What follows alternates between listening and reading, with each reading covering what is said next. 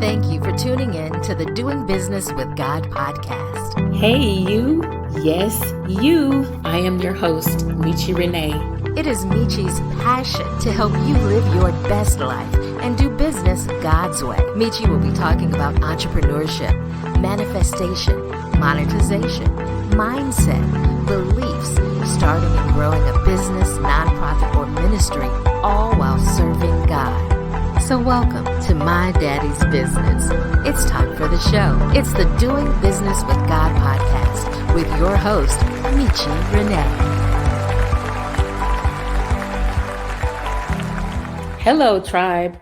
Welcome to the Doing Business with God podcast, dedicated to helping you do business God's way. In this episode, as it is our first episode, I will be talking to you about my business journey and how I started doing business God's way. My name is Michi Renee, and I am the COO and co-founder of the Unicorn Trybe. I help Christian women start, grow, and monetize a business, nonprofit, or ministry so that they can live the life they love and have the business, nonprofit, or ministry that God has called them to. The Doing Business with God podcast came about on July 6th, 2020, as I was driving from Dallas, Texas to Atlanta, Georgia, passing through going to Greenville, South Carolina. At the time, I was a passenger and my 18-year-old son was driving at that moment. And God just started to download all of these things and information that he wanted me to do a podcast, number one, and then all of the things in different ways that he wanted the podcast to be done and all of those things like that. So this podcast is definitely God-given, not something that I really even wanted to do. I don't really care for the way my voice sounds on video or audio, but God has just been putting me on the forefront in video. And so now audio is another way to reach the audience that he wants me to reach. And so I know you heard me say that I am the COO and co-founder. So doing business with God, what that means is this is God's business. This is not Michi Renee's business. This is God's business. And God is using me to move his business forward. So that is why I say that I am the COO, which is the Chief Operations Officer. God is the CEO, which is the Chief Executive Officer, and he is in control and he is leading this business. I don't even say that we are partners because we're not. God is in control. He is the leader of this operation, and I go to him with everything in prayer, in faith, talking to him just like I would if I had a business partner. That is who God is to me. And so I don't say that I am the founder of the Unicorn Trybe. I say that I am the co-founder, because everything that I feel, everything that I think, everything that I want and desire and believe for my business and my nonprofit, God has put it there. He has ordained me to do certain things. And so therefore, he is the founder of this business. And I am walking out his plan for me. Not my plan for myself, but his plan for me. So that is the Doing Business with God podcast. That is where it came from. And doing business God's way means that you are kingdom-minded, kingdom-focused, that you have given your business over to God and he leads the business. So being a Christian and having a business doesn't mean that you have a Christian business. Doesn't mean that you are kingdom-minded, kingdom-focused. When you have a Christian business, you have given God back what is his. You have dedicated the business back to him, and you use your business as a way to minister, and you use your business for God's glory, for a way to give back to God's community and to God's people. So if God tells you to move left, you move left. If God tells you to move right, you move right. If God tells you to work with someone for free, that's what you do. If God tells you to reduce your price, that's what you do. You also give back to the community and to the church, the 10% that is God's. Any money that crosses your hands, whether that's for business or personal. So that is what I mean when I say that you are a kingdom business, kingdom minded, kingdom focused. You are a Christian business. That's what it means. Not that you're a Christian and that you're in business, that you are a Christian business. What you can expect from the Doing Business with God podcast is these episodes will drop twice weekly on Mondays and Wednesdays. It will be a solo host format as well as an interview format. So once a week, you'll hear interviews, and once a week, I will be bringing you messages that God gives me. So this podcast, you can expect to hear business related, nonprofit related, ministry related, monetization, mindset, beliefs, faith, entrepreneurship, business. You can expect to hear all these things on this podcast. What we will not be talking about is 9-to-5 jobs, corporate America. We won't be really talking too much about side hustles and different things. This podcast is specifically designed for those people who are wanting to do full-time entrepreneurship, full-time ministry, full-time nonprofit. That's what this podcast is dedicated to. Christians, kingdom-minded, kingdom-focused, faith-based people who believe in serving God through their business. If you are interested in the Doing Business with God podcast, being a guest on the show, if you are interested in advertising, click the link in the show notes and it will give you all the information that you need. So as long as I can remember, I have always had an entrepreneurial spirit. My grandmother, who was born in 1921, defied odds. She was 33 years old when she had my mother, and my mother was the oldest of 3 children. My grandmother always looked for ways to make money. She would make pastries and pies and cookies and cakes and things and sell them to local restaurants and local people in the Houston area. She would sell dinners and plates and different things in the community. I can remember when I was growing up and I would visit her during the summers when we actually moved from Houston. And my grandmother would go to a place in Houston called Harwin, where you could buy different types of merchandise and different things to sell. And my grandmother would go on Harwin and buy whatever the latest things was that she was going to be selling. And then she would go to this specific corner where she would put up her lines and she would, put the clothes on it that she would be selling, or the purses or the bags or whatever. And everyone knew certain days of the week, certain times where to come and find her to purchase her merchandise.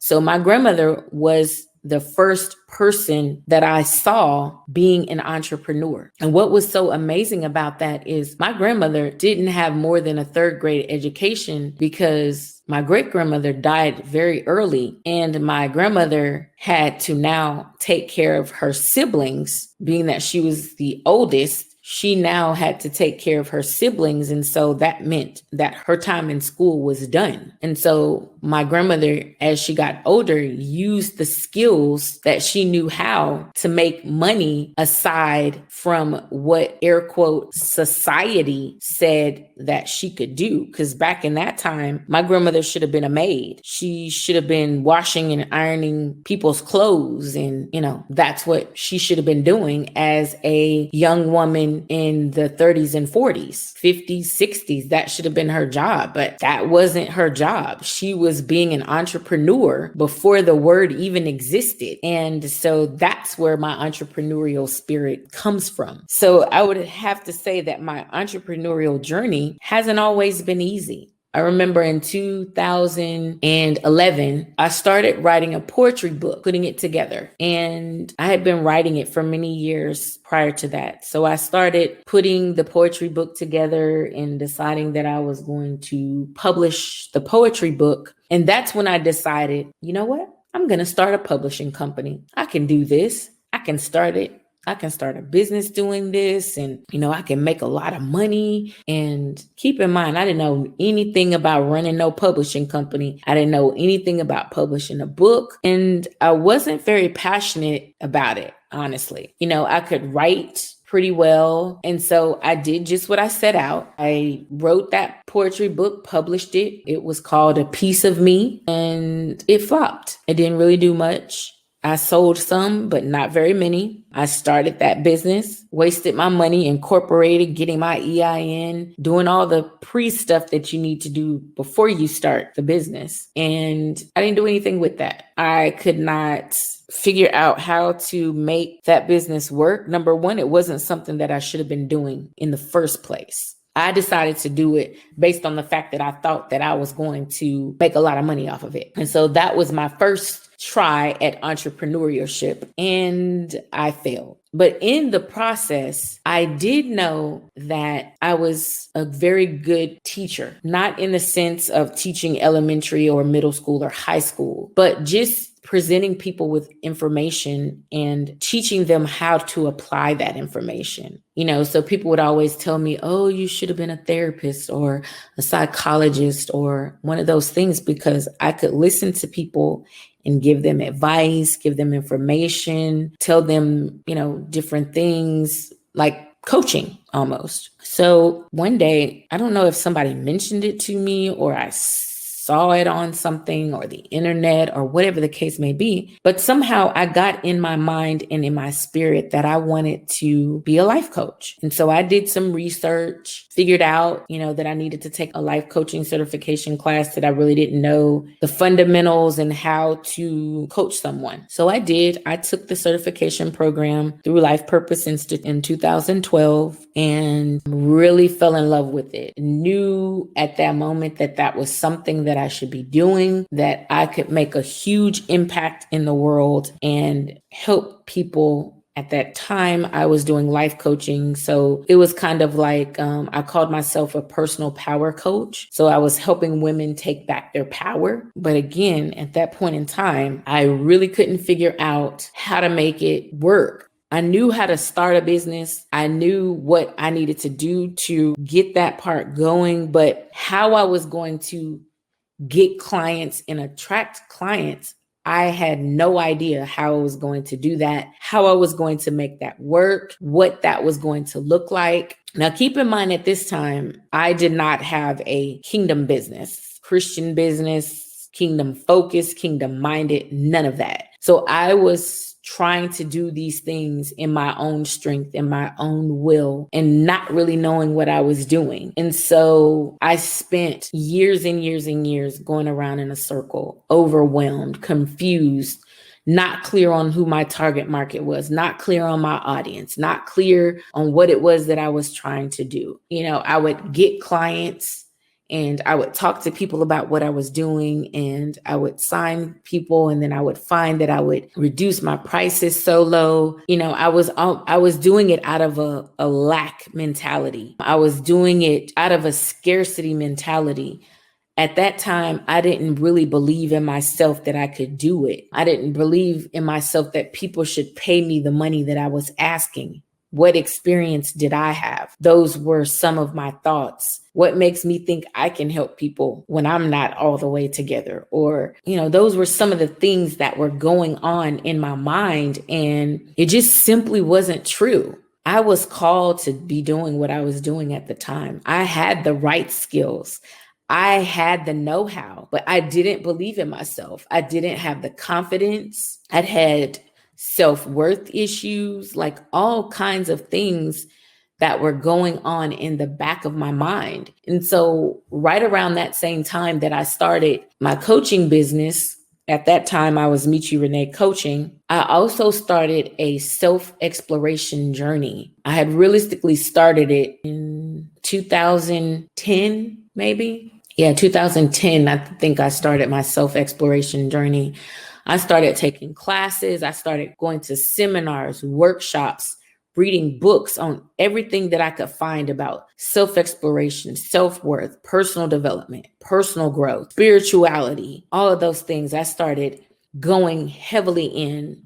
My spiritual mom, I started taking different classes with her, just really exploring myself, figuring out who I am, what I want, my viewing lens on how I see the world, my perceptions, my thought patterns. I just really started dissecting everything about me and just really losing the stories, losing all the things that I was telling myself, losing all of the perceptions that I had about myself and others in the world, losing all of the incorrect doctrine, things that I was taught in the church, religion, just really coming into the understanding of who God is, who God was to me at that time, which is totally different than who God is and was to me now. Not saying that God changes. That's not what I'm saying, but I changed. And so therefore my relationship with him changed, but my business journey in the process,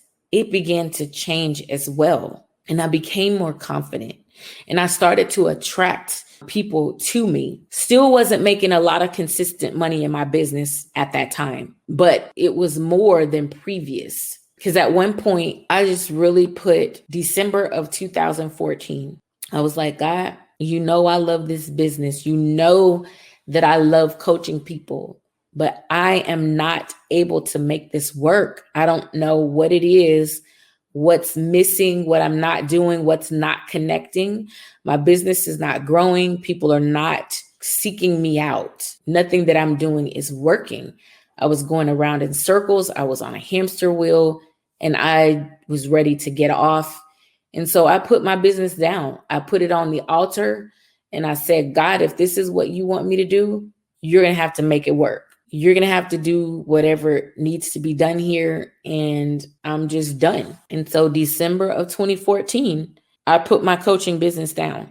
I put it down. We hope that you are enjoying this episode. If you would like to be a guest, check the show notes for all the details. Let's get back to the Doing Business with God podcast with Michi Renee. I began to do other things, consulting, contracting, working full-time in corporate, doing other things and prospering in other ways, not through my entrepreneurial journey. And so, of course, with anything, the desire is always there. That never went away. The same way that I have always desired law, going to law school, being an attorney, that desire has never went away. It's still there. And so in 2015 or 2016, I started another business called Granny's Sweet Treats. Granny's Sweet Treats, right out the gate, blew up. It was a huge success. So basically, Granny's Sweet Treats was a mobile bakery. And what I did was I took all of my grandmother's recipes that she had taught me how to bake. I would bake with her all the time when I would visit her during the summers and all of that stuff. Because remember, I told you that she was making pastries and selling them to local restaurants and businesses and different things like that. And so I learned how to bake from her. And so basically what I did was Granny's Sweet Treats, everything that we sold was gluten-free, vegan. So it was dairy-free, egg-free, none of that stuff. So I had sweet potato pies, I had pound cakes, I had compote, I had clarified butter or ghee, I had all types of cookies. My number one seller were coconut macaroons. That was my biggest seller when I had that mobile bakery. And so basically, to start with, I was doing it out of my house and doing it under the cottage laws in Dallas. And then as I grew and got bigger, I rented out an actual commercial kitchen and produced my products. I was at a lot of different farmers markets around the DFW area. I had people working for me. I was making all kinds of gluten-free and vegan products and people were loving them. People were buying them. I started to get orders outside of just being at the farmers market. People were actually ordering from me like a bakery around the holidays. Everything was going well, and then it wasn't. I began to be overwhelmed. People wouldn't show up for work. I wouldn't have anyone to help me in the kitchen to get all of the food together that I would be selling. I remember selling quiches, shepherd's pie. But keep in mind, all of this stuff was made from scratch, especially the pie dough, the pie crust. I didn't buy any of those. Everything was made from scratch. And, I remember on a few occasions, my first cousin, she came to help me, but pretty much it was me by myself. And I just got so overwhelmed, I couldn't do it. It was just so much work. And I was working full time at the time for, on my corporate job and running this mobile bakery pretty much full time because I was doing it in the evenings, on the weekends, during the night. I'm having to ask people. I remember having friends come over, helping me when I was at home, my spouse at the time, kids, mother-in-law, mother, like everybody helping me, trying to move this business forward. Long story short, I ended up having to stop doing that business. It just got too overwhelming. I was stressed out and I could not keep up with the volume. And I just eventually had to put it down. Very successful, did very well. I was trying to get some of my items in local grocery stores and some, big name grocery stores. And I couldn't do it. I liked doing it, but it wasn't my passion. It wasn't my calling. And in essence, once again, I was doing it because I felt that I could make money at it. It wasn't because I loved the cooking. It wasn't because I loved baking. It wasn't for the sheer love of it and what I call my ministry. That was not my ministry. There are people who cooking and food is their ministry. They put their passion in it.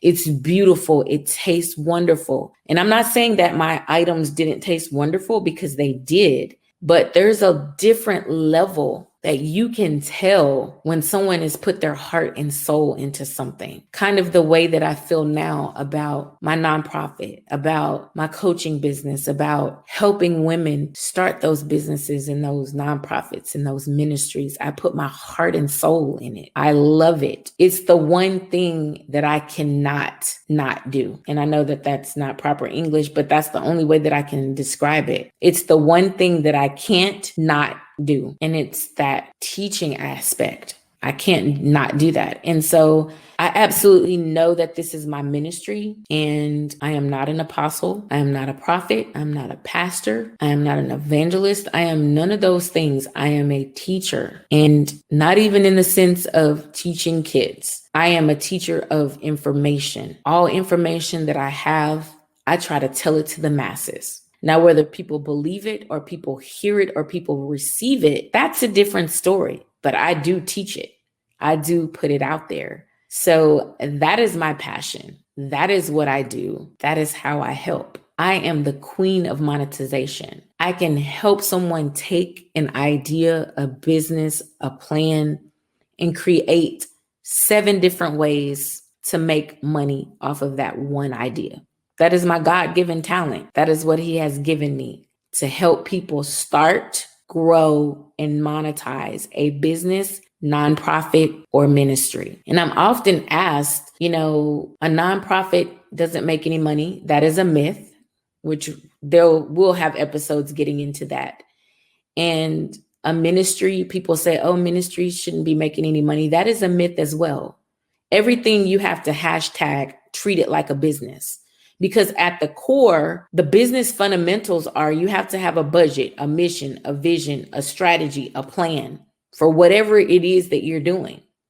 Whether you're a missionary, whether you are an apostle or a prophet, you still have to operate whatever it is that you're doing like a business. It takes money, it takes resources, it takes people, it takes a plan. And so that is what this podcast is for. We are here to help you hashtag treat it like a business and hashtag doing business with God. So I hope that you have listened and heard a little bit of my story. I will get into more of my story as we air different podcast episodes, but I am so very excited to grow with you, because as I'm talking with you, I am growing my business. I am growing my nonprofit. I am growing my ministry at the same time that I am helping you grow yours. I look forward to doing business with you. I look forward to doing ministry with you, and I look forward to doing business God's way. Until the next episode. Thank you so much for tuning in to the Doing Business with God podcast. If you love this podcast, please share it with your family and friends. Leave us a review and help us grow. We also want to hear about your biggest takeaways. Take a picture of this episode and tag us on Instagram stories under Doing Business with God. And we'll see you next episode. I am your host, Michi Renee. Get clear, got strategy, secure the bag. Have the most amazing day ever. You've been listening to the Doing Business with God podcast.